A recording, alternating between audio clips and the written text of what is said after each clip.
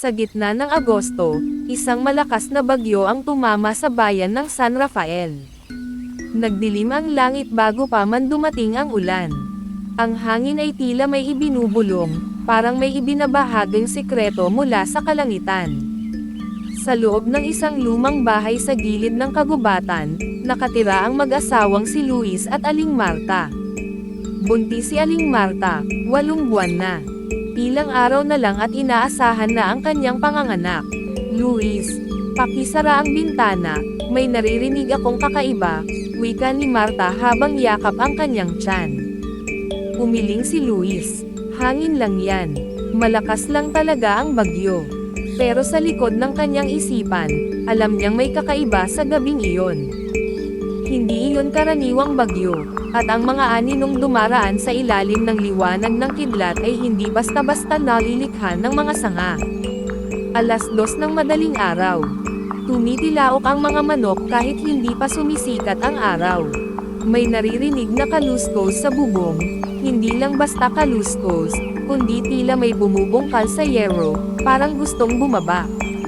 Pak, pak, pak, naririnig mo yun, Luis? Tanong ni Marta, halos nanginginig ang boses. Oo, sagot ni Luis, kinuha ang gulok sa ilalim ng kama. Hindi to daga, hindi rin pusa, mabigat. Lumapit siya sa bintana at sinilip ang bubungan.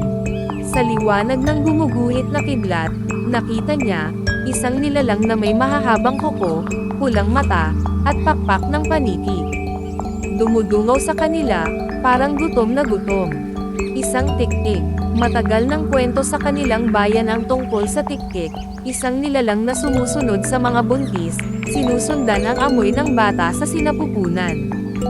Kapag malapit na ang panganganak, dumarating ito. Gumagamit ng dila nitong mahaba at matulis, ipapasok sa bubong, at sisipsipin ang sanggol bago pa man ito isilang. May isa lang daw paraan para ito'y mapalayas: asin, bawang, langis na may dasal, at isang matapang na puso. Kinabukasan, nagdala si Luis ng asin at bawang sa paligid ng bahay. Pero pagsapit ng gabi, bumalik ang tiktik, at mas mabangis. Tinuklap nito ang bubong. Mabilis. Gutom na gutom. Si Marta'y napasigaw habang siya'y sumasakit ang tiyan. Nagsimula na siyang manganak, ngayong gabi mismo. Luis. Lumalabas na ang bata. Nagmadali si Luis, kinuha ang langis na pinagdasalan ng albularyo. Pinahid niya ito sa bintana at pintuan. Ngunit wala nang bubong na sasagip sa kanila.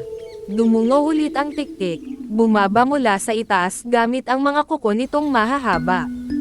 Ang dila nito'y nagsimulang lumusot sa butas ng kisame. Isang dasal ang bumulong sa hangin. Mula sa silong ng bahay, lumitaw ang matandang si Lola Sima, ang albularyang kilala sa bayan. Hindi mo makukuha ang batang ito.